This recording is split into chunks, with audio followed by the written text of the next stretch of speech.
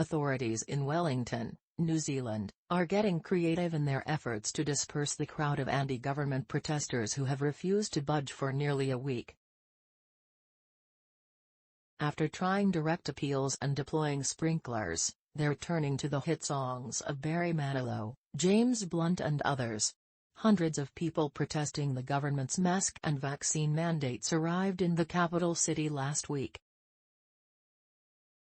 They set up camp outside Parliament as lawmakers returned from summer recess, and have proceeded to block traffic and gather in the streets ever since.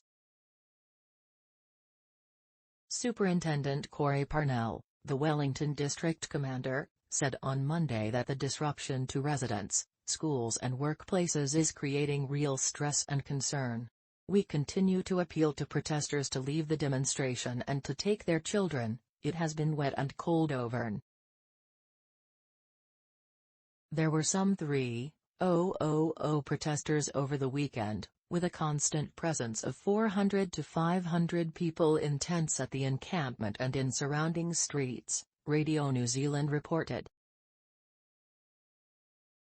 Police said on Monday that some protesters had moved their vehicles overnight, and are directing them to relocate to a newly designated parking facility at Sky Stadium.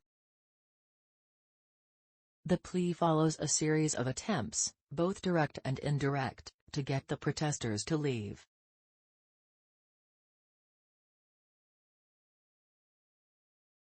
Officers tried to forcibly clear the grounds on Thursday, arresting more than 120 protesters but failing to significantly disperse the crowd.